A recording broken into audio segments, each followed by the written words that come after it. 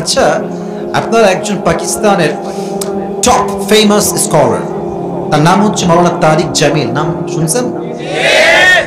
দেখবেন যে উনি সাদা জুব্বা পরে বা সাদা পাঞ্জাবি পরে আর অলওয়েজ সাদা পাগড়ি ইউজ করে। উনি একটা বাক্য বারবার বলেন, আমার এই কথাটা আসলে হৃদয়ে টাচ করেছে। আমি অলওয়েজ এটা হেডফোন দিয়ে মাঝে মাঝে শুনি। আমি জাস্ট উর্দুটা কোট করছি, then I will translate in Bangla. উনি বারবার বলেন যে একটু কান লাগায় শোনেন। उन्हीं बोले जिससे अल्लाह मिला और उससे कुछ भी ना मिला फिर भी उससे सब कुछ मिला, और जिससे अल्लाह ना मिला और उससे सब कुछ मिला दरअसल उससे कुछ भी ना मिला। अर्थ तुम्हारा बुझे गेছো আমি জানি, তবুও ব্যাখ্যা দিচ্ছি অনেকের জন্য। যে আল্লাহকে পেল আর দুনিয়ার সে কিছুই পেল না, in actual fact he got everything. যে আল্লাহকে পেয়েছে সে সব কিছুই তো আসলে পেয়েছে। আর যে আল্লাহকে পায় নাই, টাকা পেয়েছে, গাড়ি পেয়েছে, বাড়ি পেয়েছে, স্ট্যাটাস পেয়েছে, সুন্দরী বউ পেয়েছে, আল্লাহকে পায় নাই, আল্লাহ না মিলা তো কুছ ভি না মিলা। So the main destination is Allah subhanahu wa ta'ala. If you got Allah subhanahu wa ta'ala, that means you got everything. রব পেলো যে সব পেলো সে, রব পেলো না যে কিছুই পেলো না সে। ঠিক না? বলেন সবাই, কথা কি একমত? তাহলে আমাদের মেইন গন্তব্য উদ্দেশ্য সবকিছুর পেছনে এক সত্তার সন্তুষ্টি। আওয়াজ দিয়ে বলেন তো সবাই, তিনি কে?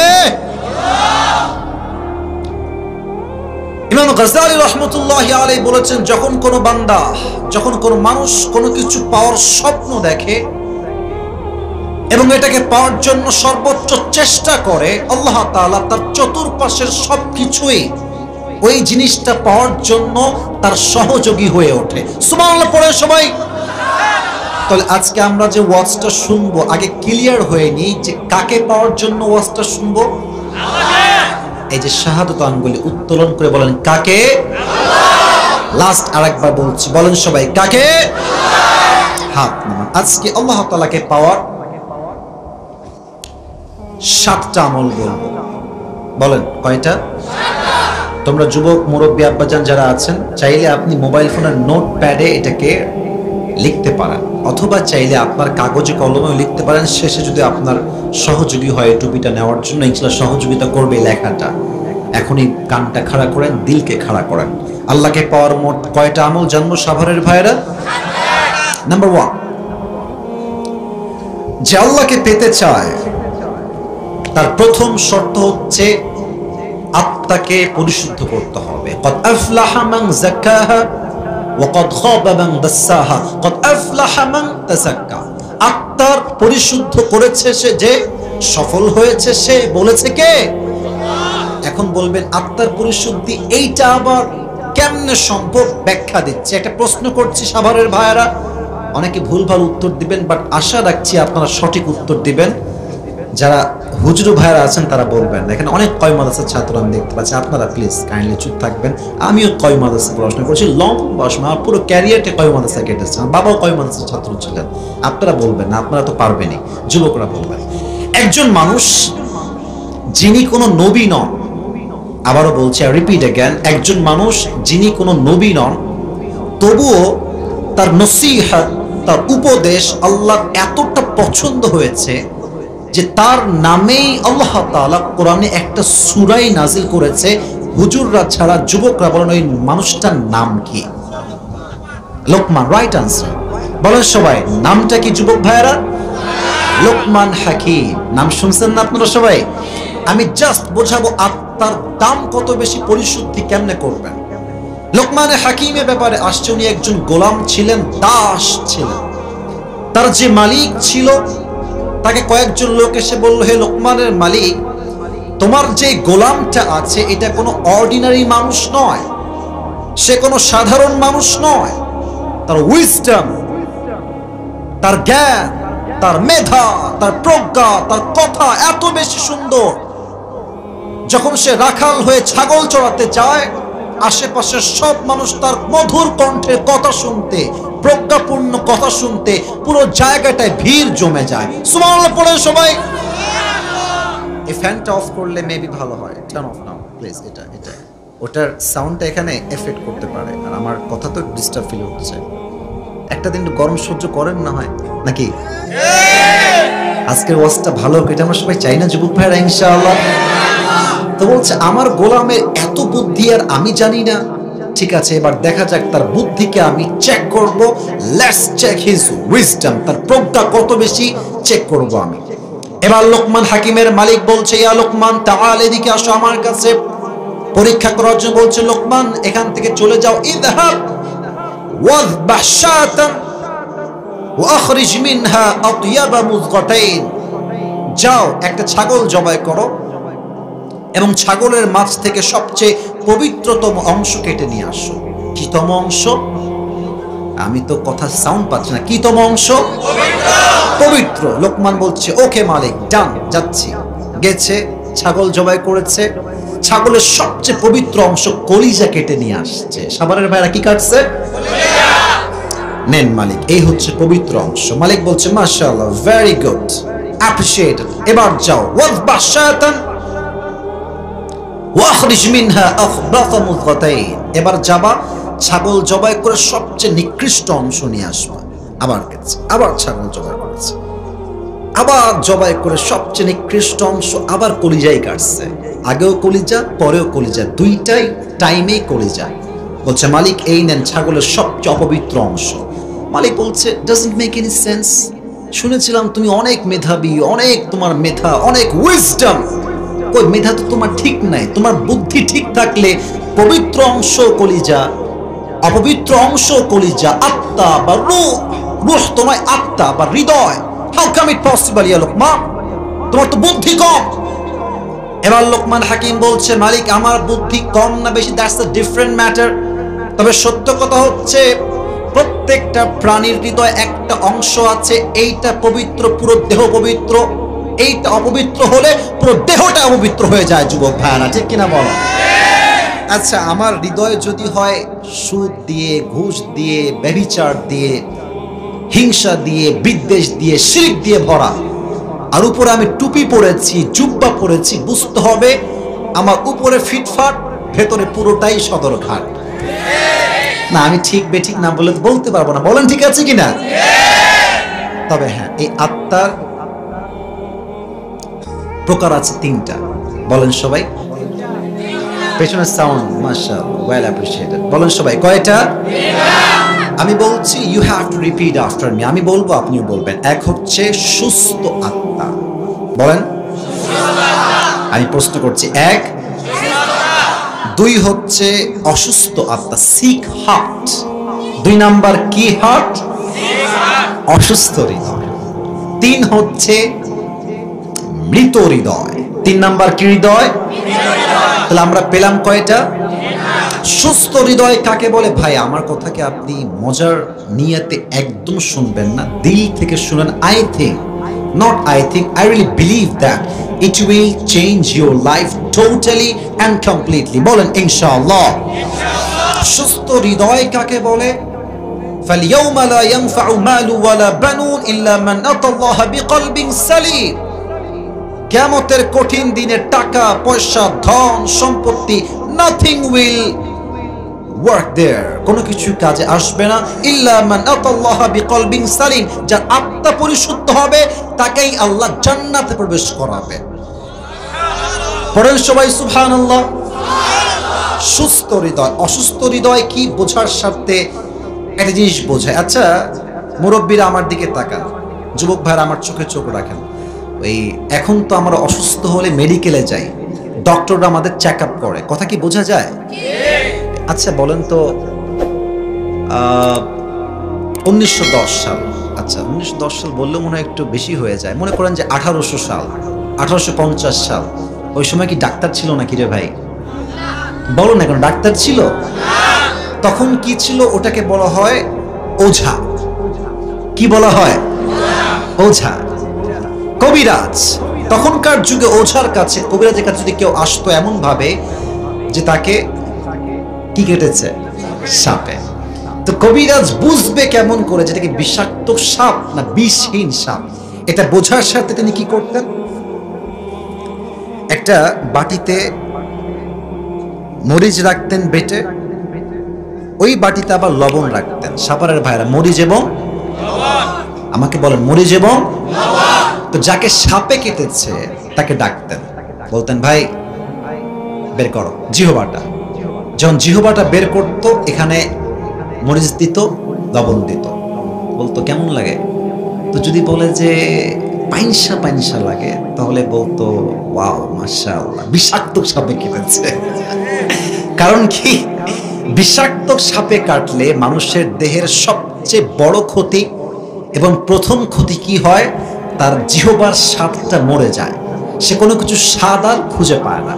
আর যদি বলতো যে ভাই না মরিচ মরিচই লাগে, ঝাল ঝালই লাগে, লবণাক্ত লাগে, তাহলে তিনি বুঝতেন এটা কোনো বিষাক্ত সাপ না, বিষের প্রভাব তার গায়ে পড়ে নাই। মানুষের জীবনে সবচেয়ে বড় বিষাক্ত সাপের নাম হচ্ছে শয়তান, আর তার বিষ হচ্ছে তার ছোবল। এই ছোবলটা কি? এটা হচ্ছে ওয়াসওয়াসা।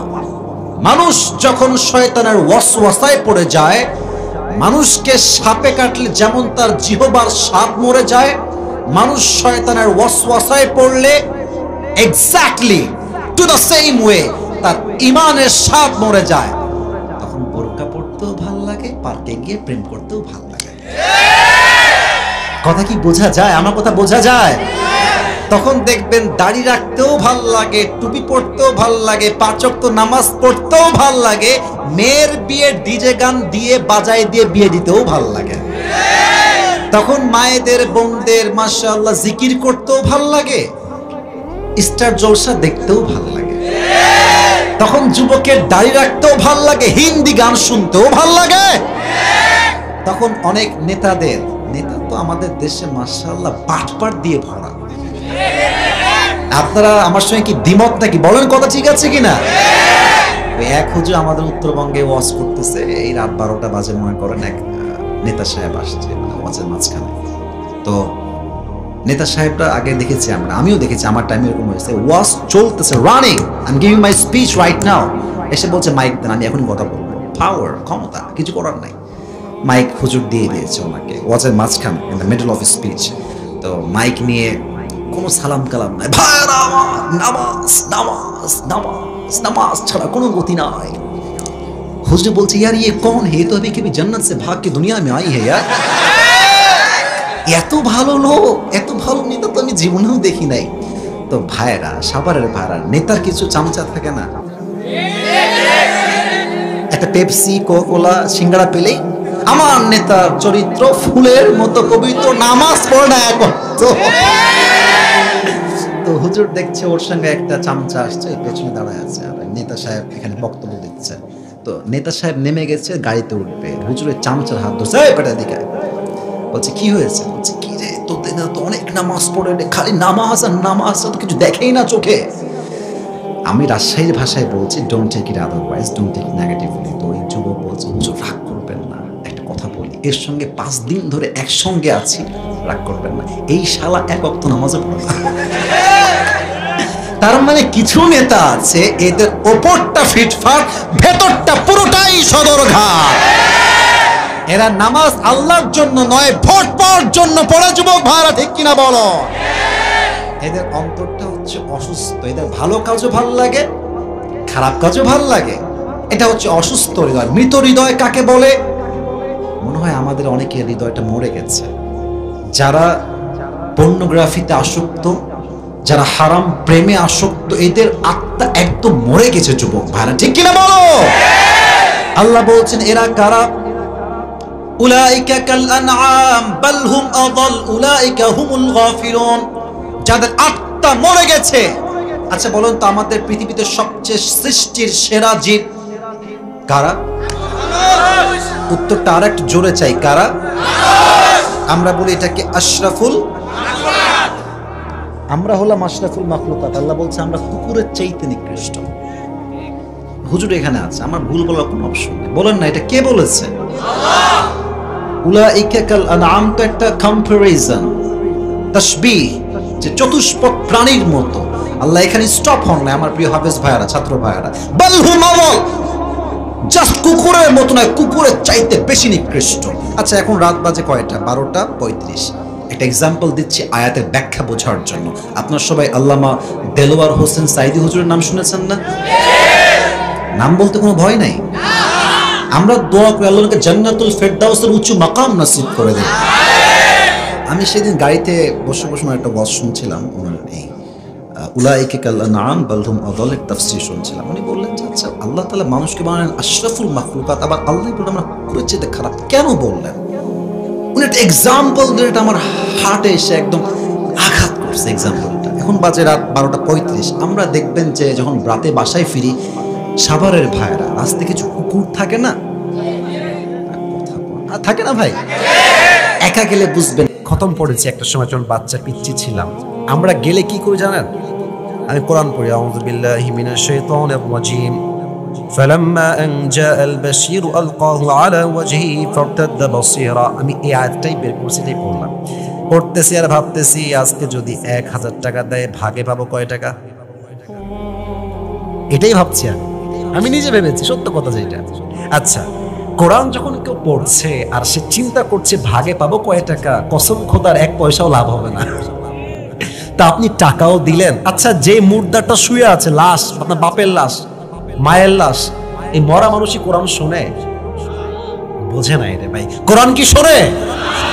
তো মুর্দারেও কোরআন শুনলো না, টাকাও লস, গুনাহ বরবাদ, মানে আমলটাও বরবাদ, গুনাহ আছে। আপনার টাকাও লস, তেলাওয়াতও লস, জীবনটাই লস। যুবক ভাইরা, ঠিক কিনা বলো? মরা মানুষের জন্য কোরআনটা আসে নাই, আসছে আপনাদের জন্য, আমাদের জন্য। জীবিত অবস্থায় যে কোরআন পড়বে তার জীবনটাই তো সার্থক হবে, ঠিক কিনা বলে? আবার অনেকে ভাবে যে কোরআন খতম করলেই মনে হয় আমি সফল। ওই দেখবেন যে রোজার মাসের পরে হিসাব হয়, আরে আমার পুত্রবধূ 7 খতম, আমার বউ 20 খতম, আমার ছেলে 5 খতম, আর আপনি বলে আমি এমনি খতম, 10 খতম, 5 খতম। তো প্রিয় ভাইরা, এটা খতমের জন্য আসে নাই, এটা আসছে বোঝার জন্য, এটা আসছে আমলের জন্য। এটা দিয়ে আপনি দোকান উদ্বোধন করবেন, মিলাদ দিবেন, মরা মানুষ শোনাবেন, এটা সেই কোরআন নয়। এই কোরআন দিয়ে গোটা বিশ্বে ইসলামের রাজ কায়েম করতে হবে যুবক ভাইরা। দিস ইজ দ্যাট কোরআন, এটাই হচ্ছে সেই কোরআন। এই কোরআন থেকে আজকে আমরা তাফসীর শুনবো। রাজি আছেন তো সবাই ইনশাআল্লাহ? না, সাউন্ডটা পছন্দ হয় নাই, বলেন সবাই ইনশাআল্লাহ। 3টা তাকবীর দিবেন, তাকবীর শেষ, তাফসীর শুরু হবে। সোনামণি তুমি কই যাও? ঠ্যাং ভেঙে দিব রে। একদম চুপচাপ, আপনারা শেষ পর্যন্ত থাকবেন না ইনশাআল্লাহ? আমার সময় দেওয়া হয়েছে 1 ঘন্টা আমার নিয়মে, বাট নওগাঁয় তো নিয়ম দিয়ে নয়, ভালোবাসা দিয়ে হিসাব করতে হবে যুবক ভাই। আজকের মাহফিলে বউ আছে কার কার? একটু হাসি না। এত বউওয়ালা লোক, মাশাআল্লাহ, মুরব্বি। আচ্ছা, হাত নামা। আর বউ নাই, সিঙ্গেল কারা কারা? একটু হাত তোলা। সব সিঙ্গেল তোমরা? সিঙ্গেলরা ঠান্ডায় খুব কষ্টে আছে মুরব্বি, আব্বা যান সময় থাকতে বিয়ে দিয়ে দা। আল্লাহ সিঙ্গেলদের কষ্ট দূর করে দিক, সকলেই পড়া আমিন। সাউন্ডটা আর একটু বাড়াও। প্রথম তাকবীর দিবেন বিবাহিত ভাইয়েরা, দ্বিতীয় তাকবীর দিবেন আমার সিঙ্গেল ভাইয়েরা। দেখবো আজকে কে জিতে। বিবাহিত ভাইয়েরা একটা কাশি দেন, দেখা যাক কে পারে। প্রথম তাকবীর দিবেন married people, single people is not allowed here, so stop, keep quiet, keep silent. সিঙ্গেলরা মুখে তোমরা তালা লাগাও। প্রথম তাকবীর দিবেন আমার প্রিয় বিবাহিত ভাইয়েরা। বিবাহিত ভাইয়েরা সবাই রেডি আছেন তো? আলহামদুলিল্লাহ। দেখা যাক কে পারে। লিল্লাহি তাকবীর। ভালো ছিল, ভালো হয়েছে। সিঙ্গেলরা তোমরা কি হেরে যাবা নাকি বাবুরা? হেরে যাবা, হেরে যাবা। সিঙ্গেলরা কাশি দাও। হ্যাঁ, লিল্লাহি তাকবীর। বিবাহিতরা ফেল, সিঙ্গেলদের সাউন্ড আছে ভালো। এমন তাকবীর এবার দিবেন যে আমি সহ, আমার ভাইয়েরা, সভাপতি সাহেব, আমি সহ আপনাদের স্লোগানের আওয়াজে স্টেজ ভেঙে নিচে পড়ে যাব, ঠিক আছে? সবাই একটা কাশি দেন। লিল্লাহি তাকবীর। আল কোরআনের আলো ভুল হয়েছে, সংশোধে যাও। ওকে, লেটস ট্রাই अगेन টুগেদার। আবার বলছি, এবার যদি ভুল না হয়ে যায়, জোরে সোরে। আল কোরআনের আলো, আল হাদিসের আলো, কোরআন হাদিস যেখানে, আলেম ওলামা যেখানে,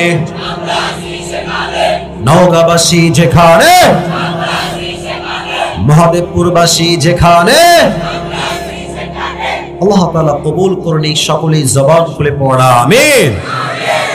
I'm going to talk about the main topic. মূল বিষয়ে কথা বলতে চাই, একটা অ্যানাউন্সমেন্ট দিব, ঘোষণা। আজ আপনাদের জন্য একটা স্পেশাল গিফট নিয়ে আসছি, নেবেন? গিফট। আমি আমার নিজের একটা ইউজ করা টুপি নিয়ে আসছি গিফট দেওয়ার জন্য আজকে। ये हर किसी को मिलने वाला नहीं है, ये नसीब की बात है। কপাল যার ভালো সে আজকে পেতে পারে, but you need to have some qualification, যোগ্যতা লাগবে একটা। যোগ্যতাটা কি আমি বলে দিচ্ছি। আমি আসিফ এখন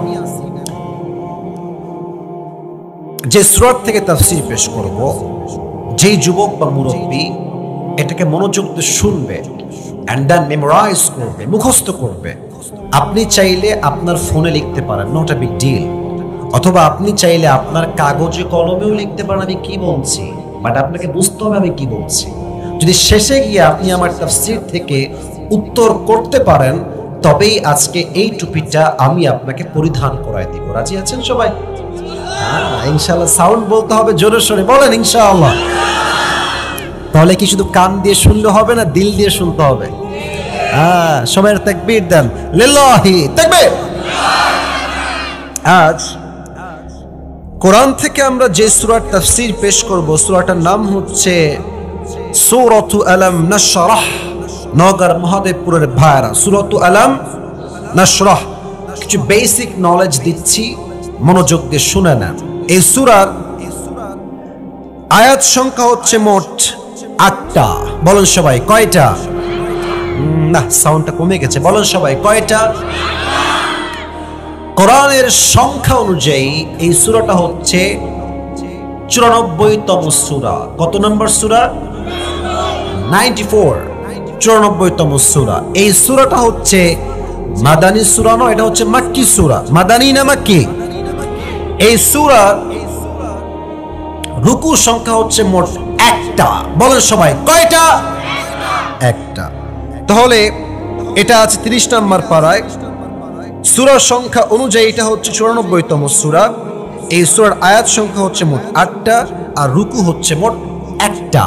এটা হচ্ছে বেসিক নলেজ অফ দিস সূরা, প্রাথমিক কথা এই সূরা নিয়ে।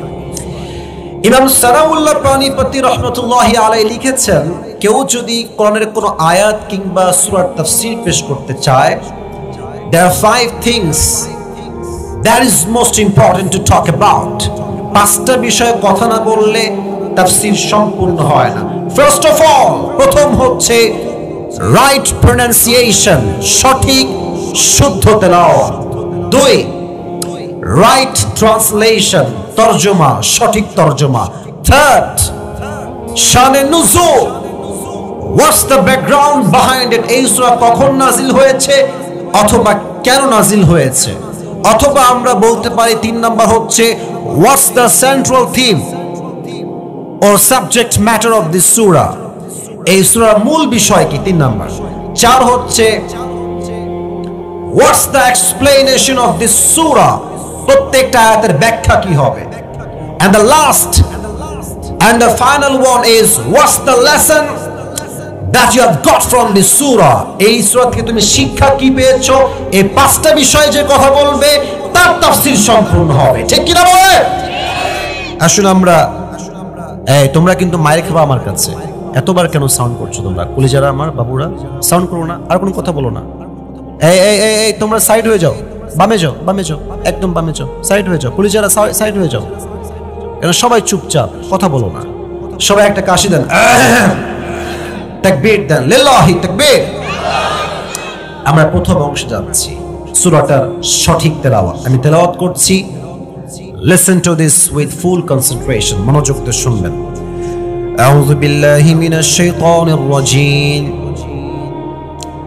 বিসমিল্লাহির রহমানির রহিম ألم نشرح لك صدرك ووضعنا عنك وزرك الذي أنقض ظهرك ورفعنا لك ذكرك فإن مع العسر يسرا إن مع العسر يسرا فإذا فرغت فانصب وإلى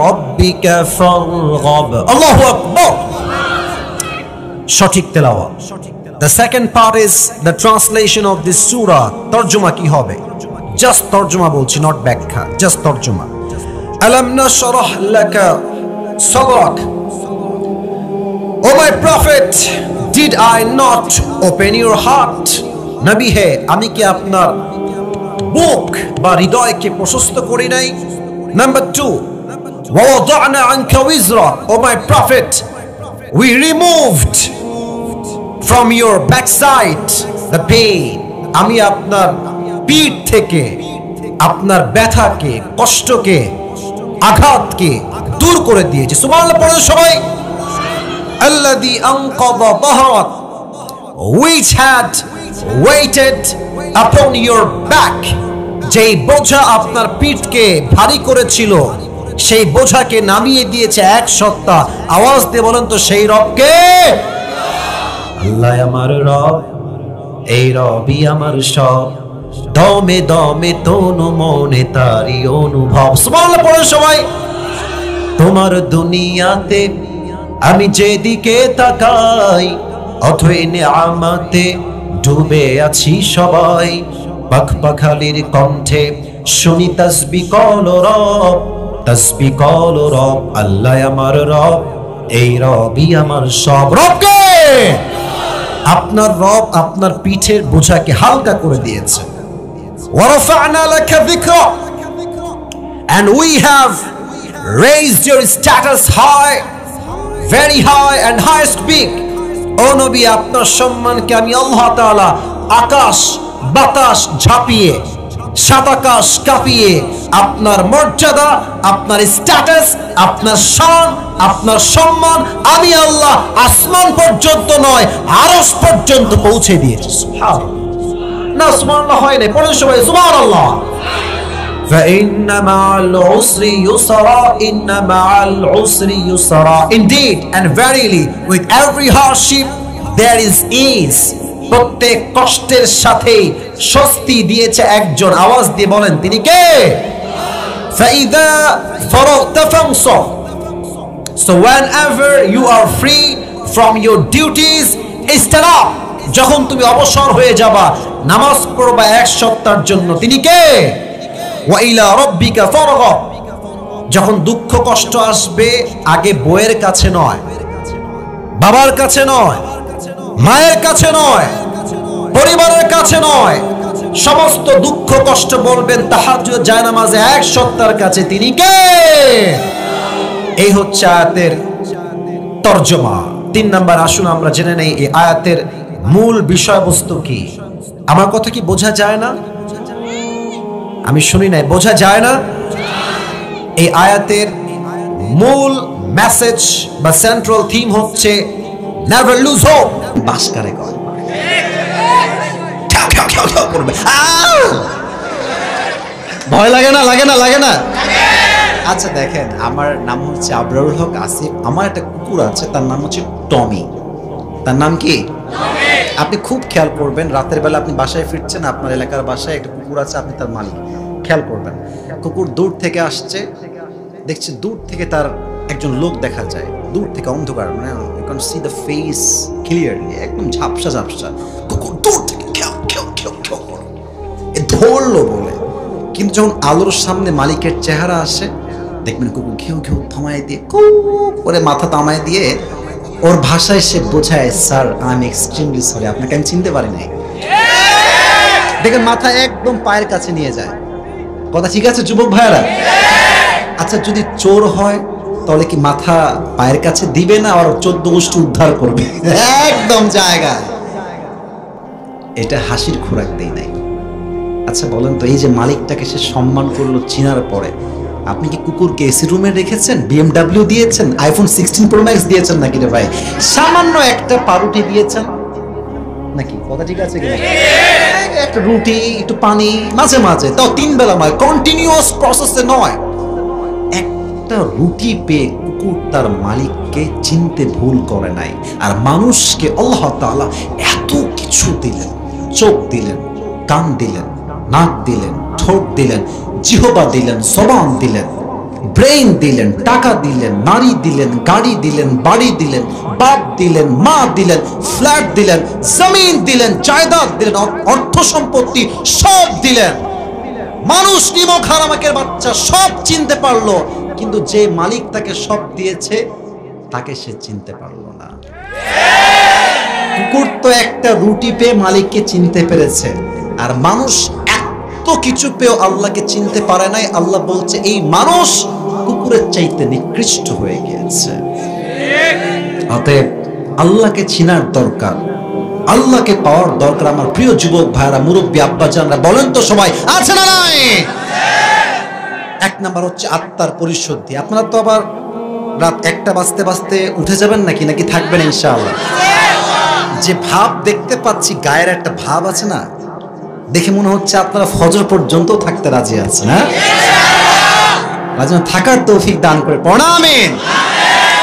তবে হ্যাঁ, যুবক যারা আছো একটু আমার দিকে তাকাও, মুরব্বীরা আমার দিকে তাকান। এই যুবক বয়সে কিছু লোক দেখবে, এই চল নামাজে চল রে, প্যান্ট খারাপ রে, এরকম যুবক আছে না যুবক ভাইয়েরা? আবার অনেকে বলে যে আরে এখন না, আর একটু বড় হই না, ওয়াক্ত তো এখনো বাকি আছে রে, এরকম বাটপার আছে না নাই? ছোট্ট একটা আয়াতের মাঝে একটা কথা মনে পড়ে গেল, বলা যাবে নাকি যাবে না? ব্যাঙে আর সাপে ছিল খুব বন্ধুত্ব, রাগটা করেন না আমার কথায় আবার। তো একদিন ব্যাঙ সাপকে বলছে, বন্ধু তোমার সব কিছুই ভাল লাগে, তোমার যে ফস ফস স্টাইল, ওয়াও, তোমার যে শব্দ ফ্যাস ফ্যাস করো, just looking like a wow, সত্যি খুব ভাল লাগে বন্ধু। বাট বন্ধু তোমার একটা বিষয় আমার মোটেও ভাল লাগে না, এই তুমি যখন হাঁটো তিরিং পিরিং করে হাঁটো, বেকা বেকা বেকা বেকা হাঁটো বন্ধু, সোজা হয়ে হাঁটা যায় না। আচ্ছা আমার কথা কি বোঝা যায়? তো সাপ বলছে, বেয়াদব, এত বড় সাহস তুই আমার ভুল ধরিস, এমনি ফস করে উঠেছে। আর এদিকে ব্যাঙ বলছে, ও বাবা, এত প্রশংসা করলাম, একটাও ভালো লাগলো না, একটা বদনাম করলাম, গায়ে লেগে গেল, এক লাফ দিয়ে পড়ছে পানির ভিতরে। এদিকে পাশে ছিল রাখাল, বললো, কে রে ফস করে উঠলো রে? দৌড় দিয়ে আসছে, দেখছে সাপ মামা এমনে আছে। রাখালের হাতে ছিল বিশাল বড় একটা লাঠি, বিসমিল্লাহ বলে ওখানেই শুরু, এমন বাড়ি দিছে জায়গায় সাপ সমান এবং সোজা দুইটাই হয়ে গেছে। 2 ঘন্টা পরে ব্যাঙ বলছে, কি রে, সাপের কোনো সারা শব্দ নাই, ফসফস নাই, আমার বন্ধু গেল কোথায়?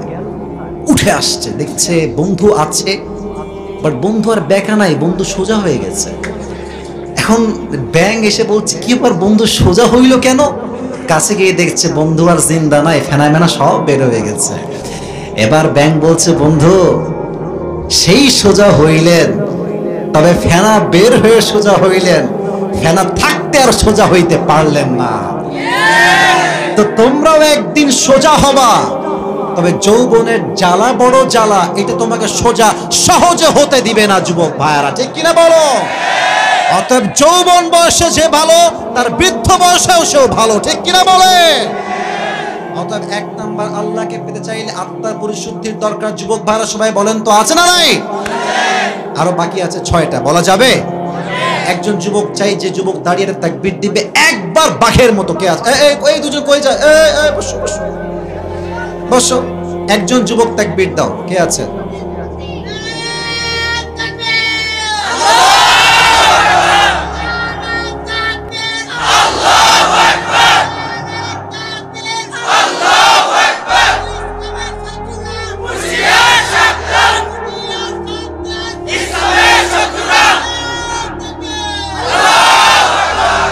ছোট মরিচের ঝাল বেশি। আল্লাহকে কবুল করে পড়া আমিন। দুই নাম্বার আমল হচ্ছে আল্লাহকে যে পেতে চায় তার দুনিয়ামুখী নয় পরকালমুখী হতে হবে। কি মুখী হতে হবে? এই ঢাকায় গুলশানের নামে জায়গা আছে না? আছে না? আচ্ছা, বাড্ডা আছে না? বসুন্ধরা আছে না? আপনি গুলশানে গেলে দেখবেন যে সেকেন্ডে বিএমডব্লিউ, हाँ सेकंड डे मर्सिडीज। अरे यार मेरे पास तो साइकिल भी नहीं है, इसके पास बीएमडब्ल्यू कहां से आ गया? আফসোস লাগে পাইলাম না কেন। আমি তো কয় মাদ্রাসায় পড়েছি, আমরা দেখেছি আমাদের হুজুরদের বেতন মাত্র ছিল, আমার সময় আমি দেখেছি 7 থেকে 10,000 টাকা, অ্যাটলিস্ট সর্বোচ্চ মেবি 10,000 তখনকার সময়। প্রায় এটা আমি বলছি প্রায় 8 বছর আগের কথা। তো আমি অবাক হতাম যে আমাদের হুজুরদের 10,000 বেতনে চলে কেমনে। পরে আমি বুঝতে পারলাম যার ফোকাস দুনিয়ার দিকে হয় না আখিরাতের দিকে হয়, তখন সে কনাআত খুঁজে পায়, অল্প পেলেই সে খুশি হয়ে যায়।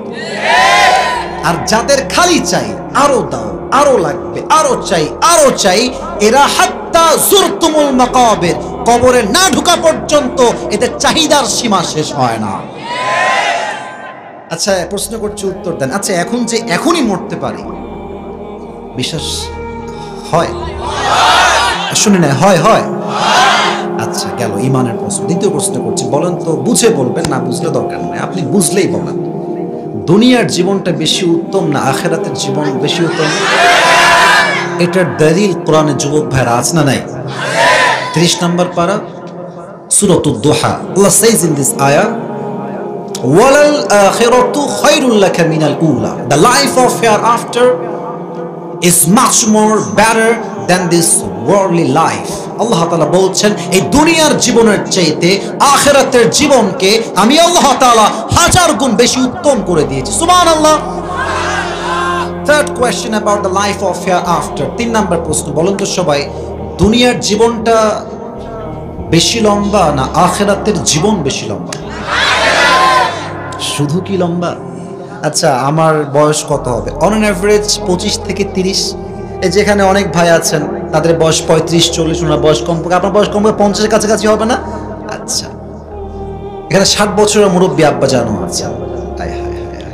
পরকালের জীবন যখন একজন 70 বছরের মুরব্বী দেখবে যে এতটা লং টাইম, কান্নাহুম ইয়াওমা ইয়ারাউনাহা লাম ইয়ালবাথু ইল্লা আশিয়াতান আও দুহাহা, 30 নম্বর পারা সূরাতুন নাজিআতের লাস্ট আয়াত। আল্লাহ তাআলা বলছেন যখন মানুষ কিয়ামতের দিবসকে ফেস করবে, they will say just one word, and that is we were in the world just like on morning or on evening. পুরো 70 বছরের জীবনটা একটা সকাল কিংবা একটা সন্ধ্যা মনে হবে। আল্লাহু আকবার।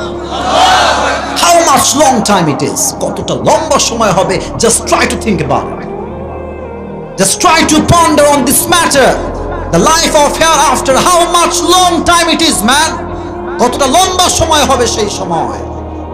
এক যুবক স্বপ্নে দেখেছে তাকে স্বপ্নে পেছন থেকে বাঘ তাড়া করছে। বিপদ কম না বেশি? দৌড়াচ্ছে খুব দৌড়াচ্ছে, দেখছে একটা পুকুর, একটা ডাল ঝুলছে, লাফ দিয়ে ডাল ধরে ঝুলে পড়ছে। যখন ঝুলেছে দেখছে নিচে একটা সাপ অজগর এমনি হা করে আছে। বিপদ কি কমলো না বাড়লো? এদিকে বাঘ এদিকে সাপ। হঠাৎ করে দেখছে ডালের ঠিক গোড়াতে 2টা ইঁদুর, সাদা আর একটা কালো, কুটকুট কুটকুট কুট করে কাটতেছে। বিপদ কি কমলো না বাড়লো? নিচে আছে, আমি এক্সাম্পল দিচ্ছি মজার জন্য নয়, বোঝাবার স্বার্থে, নিচে আছে সাপ, ওর নিচে আছে কি? রাস্তায় আছে, আর এই যে ডালটা কাটছে সাদা ইঁদুর এবং কালো ইঁদুর। ইন দ্য মিন টাইম সে দেখছে, আমার দিকে তাকান, উপর থেকে একটা মধুর চাক আছে, ওখান থেকে, আমি এক্সাম্পল দিচ্ছি জাস্ট বোঝাবার স্বার্থে, not like I am passing the time. উপর থেকে মধু পড়ছে 1 ফোঁটা করে করে। হঠাৎ একটা ফোঁটা মধু তার জিহ্বায় পড়েছে। মধুর এত স্বাদ, রাস্তায় যে বাঘ, নিচে যে সাপ, ওখানে যে ইঁদুর কাটতেছে সাদা কালো ইঁদুর, সব ভুলে গেছে মধুর স্বাদে। আর ওরই মাঝে ঘুম ভেঙে গেছে। দৌড় দিয়ে আসছে হুজুরের কাছে, হুজুর এটা কি স্বপ্ন দেখলাম আমি, এর ব্যাখ্যা কি হবে?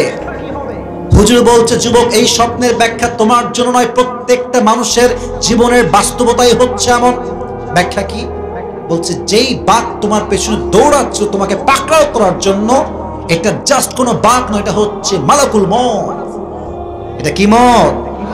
আর তুমি যে ঝুলেছিলে, নিচে ছিল এক বিশাল বড় অজগর সাপ, এমনি হা করে, দিস ইজ ইয়োর গ্রেভ, এটা তোমার কবর।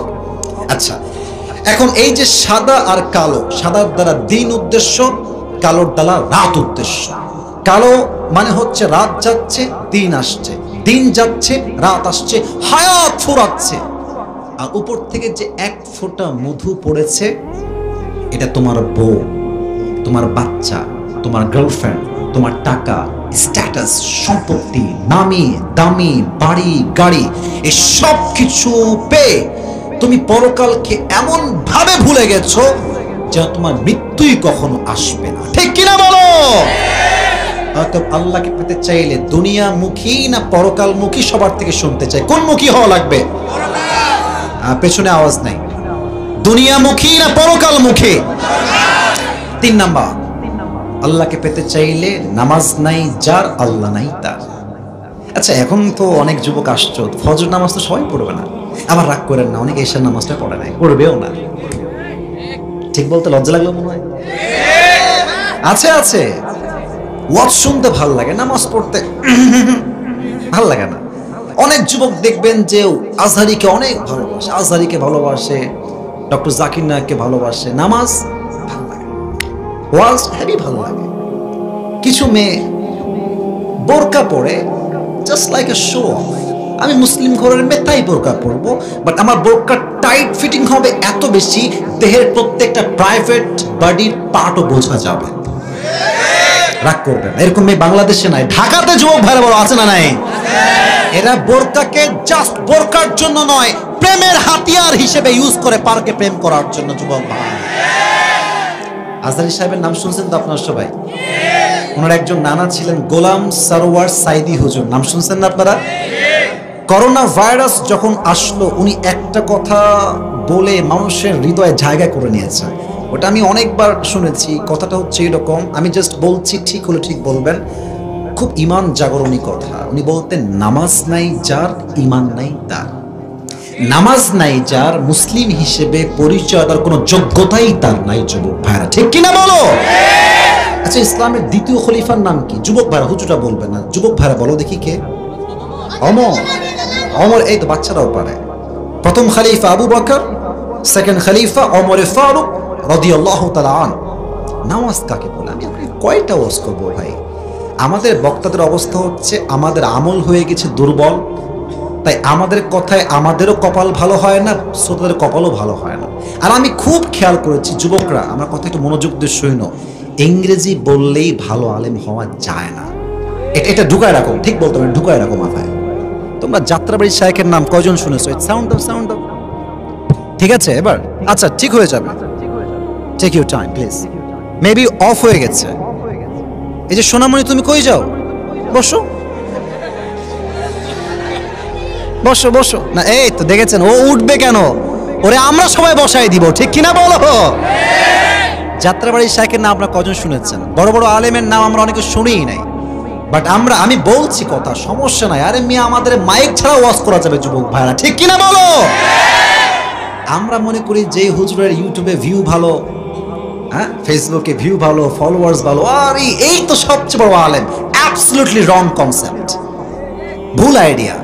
বরং অনেক আলেম আছে আমাদের চাইতে 1000 গুণ বেশি যোগ্য, মিডিয়ার সামনে আসতে চায় না। তোমরা আলেম মনে করো না বাবা, যে নর্মাল পিপল, সিম্পল পিপল। না, অনেক সময় মিডিয়ায় না আসলে আমরা অগ্রহণযোগ্য মনে করি, বাট বিশ্বাস রাখেন, প্রকৃত আলেম তো সে যাকে দেখলেই আল্লাহকে স্মরণ হয়, ঠিক কিনা বলো? আমি ইংরেজি বলি, বাংলা বলি, এই বলি, সেই বলি, ঢং চং, জামা কাপড় ভালো দেখেই পাগল হওয়া যাবে না। মূলত সবচেয়ে বড় আলেম হচ্ছে সে যাকে দেখলে, যার কথা শুনলে মানুষ আল্লাহর দ্বীনের পথে ফিরে আসে, ঠিক কিনা বলো? ওমর ফারুক রাদিয়াল্লাহু তাআলা আনহুর কাছে এক যুবক আসছে, সে হচ্ছে আগুনের পূজা করে। কিসের পূজা করে? হাদিসে আসছে, ইসমুহু আবু লুলু আল মাজুসি। এসে বলছে, ওমর, হাদিসটা একটু লম্বা, শর্টকাটে বলছি, ঘটনাটা কাজে দিবে আপনার। বলছে, ওমর, আমার যে মালিক আছে সে প্রত্যেক দিন আমার কাছে মোট কয় দিরহাম চার্জ করে আমার বিজনেস থেকে? সাভারের ভাইয়েরা, মুরব্বী আব্বা জানেরা, বলেন সবাই কয় দিরহাম চার্জ করে? তো আপনি তার সাথে কথা বলে এই চার্জটা কমায় দেন, আমি 2 দিরহাম চার্জ দিতে চাই। ওমরে ফারুক বলছে, ভরসা হারিও না, হতাশ হয়ে যেও না, ভরসা রাখতে হবে এক সত্তার উপরে। আওয়াজ দিয়ে বলেন সবাই, তিনি কে? আচ্ছা, নওগাঁর মহাদেবপুরের ভাইয়েরা, কিছু কথা জিজ্ঞেস করি, দিল থেকে ফিল করে বলেন, আমরা কি তাফসীর শুনতে চাই না? আমি শুনি না, চাই না। এই দিলে হাত রেখে কম তো আমাদের এখানে এমন কোন যুবক মা মুরব্বী কি আছে যার জীবনে কোনো গুনাহই নাই? এমন কেউ কি আছে? আর এটা এখন কেন? এটা তো শুরুতে করতে হবে এখন। আচ্ছা ঠিক আছে, আমি বলি, হয় শুরুতে নয় শেষে, যে কোনো একটা। আচ্ছা, শেষের দিকে তো রেডি থাকে না? ঠিক আছে, আচ্ছা ঠিক আছে স্যার, ওকে। সবাই একটা কাশি দেন, একটা তাকবীর দেন জোরে, লিল্লাহি তাকবীর। এখানে এমন কেউ কি আছেন যার জীবনে কোনো গুনাহই নাই? এরকম কেউ কি আছে এখানে? আমাদের যত গুনাহ, যত জুলুম, যত পাপ, এটা কেউ না জানলেও জানে এক সত্তা। আওয়াজ দিয়ে বলেন তো সবাই, তিনি কে? পৃথিবী না জানুক আমি তো জানি, আমি কি পাপ করেছি হায়, আমার পাপের করলে বিচার, বাঁচার আমার নাই উপায়, দয়াময় প্রভু মাফ করো আমায়, মাফ করো আমায়। পড়াবেন। আল্লাহ তাআলা বলছিলাম, নাশরাহ লাকা সাদরাক, ও নবী, আমি কি আপনার বক্ষদেশকে প্রশস্ত করি নাই, খুলে দেই নাই? এই আয়াতের ব্যাখ্যা হচ্ছে মোট 3টা। বলেন সবাই কয়টা? 1 নাম্বার, ও নবী, আপনার হৃদয়ে আমি এতটা সাহস দিয়েছি, এতটা প্রবল শক্তি দিয়েছি, আপনি ইসলামের হক কথা গোটা কাফেরদের সামনে দাঁড়িয়ে বলবেন, আপনার চুল পরিমাণ কোনো ভয় লাগবে না। ঠিক কিনা বলে? এই কণ্ঠ আমরা দেখেছি আল্লামা সাইদি হুজুরের মুখে। বাতিলদের সামনে এমন স্পষ্ট ভাষায় কথা বলেছেন, পুরো পার্লামেন্ট, সংসদ সদস্যরা সব কেঁপে উঠেছে যুবক ভাইরা। ঠিক কিনা বলো? সেই সাইদি সাহেবকে ট্যাগ দিয়েছে রাজাকার। আপনারা ওনাকে ভালোবাসেন না সবাই? আচ্ছা, একটা দোয়া, আপনার ভয়টাই পাচ্ছেন না তো আবার ভাই? আমরা 5 আগস্ট আগে হক কথা বললে বলা হতো রাজাকার, জঙ্গিবাদ, মৌলবাদ। আমি একটা কথা বলেই ফেলি, আজকে সাহস দিয়ে বলছি, যদি নওগাঁর মহাদেবপুরে কোনো বাপের বেটার বুকের সাহস বেশি হয়, একবার রাজাকার হন না আপনি আমারে, আপনার পিঠের চামড়া একটাও থাকবে না যুবক ভাইরা। আল্লাহ সাইদি সাহেবের কবরটাকে জান্নাতুল ফেরদাউসের উচ্চ মাকাম নসিব করুন। না, আমিনটা মন থেকে হয় নাই, পড়েন সবাই আমিন। ওনাকে বলা হয়েছে রাজাকার। উনি ওপেনলি সবার সামনে বলেছিলেন, 1971 সালের কোন মুক্তিযোদ্ধা অপরাধী যে আমরা বলি যুদ্ধ অপরাধী, এই রাজাকারের কোনো কাদা মাটি সাইদির গায়ে লাগে নাই। অতএব কেউ যদি আমাকে দলিল প্রমাণ ছাড়া রাজাকার বলে, বুঝতে হবে সে পিতৃ পরিচয়হীন অবৈধ সন্তান। নওগাঁর ভাইরা, ওনার কেউ প্রমাণ করতে পারে না রাজাকার ছিলেন। ওনার বুকে এই যে সাহসটা, এই যে সাহস, এই সাহস দিয়েছে একজন। আওয়াজ দিয়ে বলেন, তিনি কে? আচ্ছা, আরো আসেন, আরো এক্সাম্পল দেয় আমাদের দেশ নিয়ে। মিজানুর রহমান আজহারী হুজুরের নাম শুনেছেন না আপনারা সবাই? নাম তো শুনছেন, নাম তো শোনাই হোগা, মাশাআল্লাহ। আল্লাহ হুজুরকে আরো নেক হায়াত দান করুন, পড়া আমিন। আচ্ছা, উনি তো এখন দেশে নাই, এখন তো এই দেশে নাই, আর এক দেশে আছে, আসবে আবার, আমরা বিশ্বাস করি।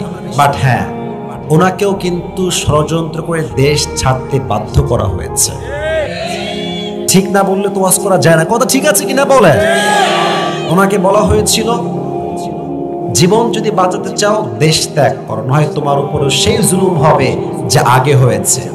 একটা জিনিস খেয়াল করেন, তারা যত বেশি ইসলামকে দমন করতে চেয়েছে, ইসলাম তত বেশি ফুলে ফেপে সামনের দিকে এগিয়ে গিয়েছে যুবক ভাইরা। ঠিক কিনা বলো? আজহারী সাহেবের সম্মান কমে গেছে না বেড়ে গেছে? এই যে সাহস, ইসলামের জন্য কাজ করে যাও তোমরা, সাহস দিয়েছে একজন। আওয়াজ দিয়ে বলেন সবাই, তিনি কে? আল্লাহ বলছেন, নবী আমি আপনার হৃদয়ে অসংখ্য অগণিতবার সাহস দিয়েছি, আপনি কাফেরদের সামনে ইসলাম নিয়ে কথা বলবেন, কোরআন নিয়ে বলবেন, আপনার চুল পরিমাণ করে ভয় লাগবে না। সুবহানাল্লাহ। দুই, আপনার হৃদয়টা ছোট কোনো হৃদয় নয়, এটা হচ্ছে ব্রড, বিশাল বড় হৃদয়। আমাদের মসজিদে আজকাল কি মারামারি, অমুকে সূরা ফাতিহা পড়ে ইমামের পেছনে, অমুকে পড়ে না, অমুকে বুকে হাত বাঁধে, অমুকে নাভির নিচে হাত বাঁধে, মারামারি করে শেষ। অমুকে আলিয়া, অমুকে কওমি, অমুকে জামাত, অমুকে চরমোনাই, অমুকে হেফাজত, অমুকে আলিয়া।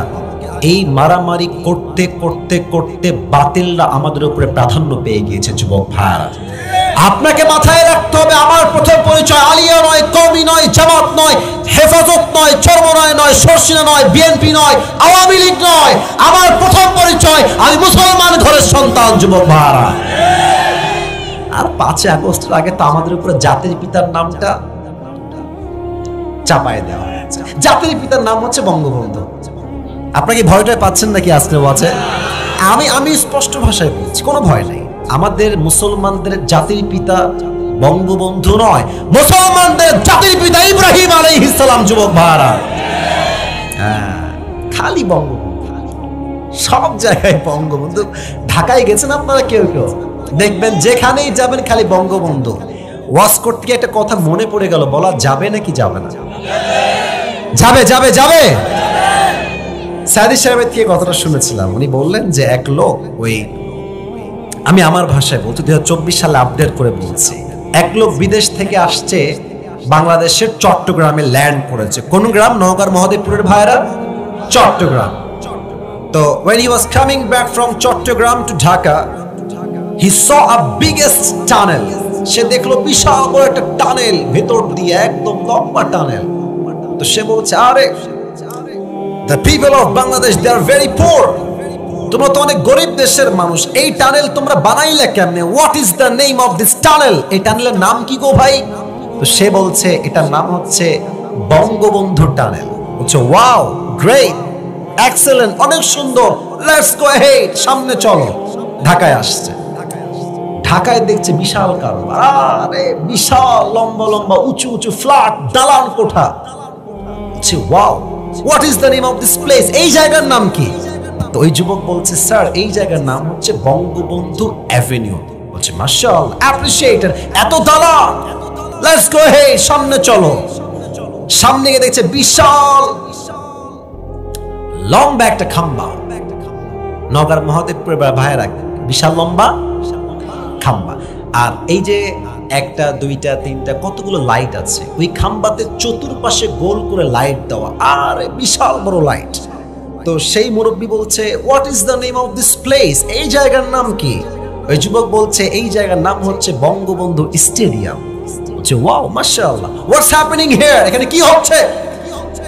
সে বলছে, স্যার এখানে একটা ফুটবল খেলা হচ্ছে, নাম হচ্ছে বঙ্গবন্ধু গোল্ড টুর্নামেন্ট। ফুটবল খেলা, let's go and watch it and enjoy together. চলো আমরা খেলাও দেখবো, মজাও করবো। দুইজন মিলে গেছে। এবার কথা বুঝে থাকলে উত্তর দেন, খেলার মাঝে একটা হার জিত আছে না গো ভাই? হ্যাঁ, কথা বলতে হবে তো, আছে না নাই? এক দল হারে তো আরেক দল, আরেক দল জিতেল তো আরেক দল হারে। তো সেই দিন বিদেশি লোকটা দল নিয়েছে বঙ্গবন্ধুর দল। তো আনফরচুনেটলি, দুর্ভাগ্যক্রমে আর কি, বঙ্গবন্ধু দল গেছে হেরে।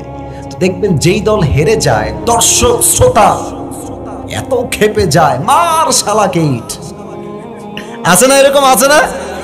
ইট মারে, ডিম মারে, পাটকেল মারে, যা মন চাই তাই মারে।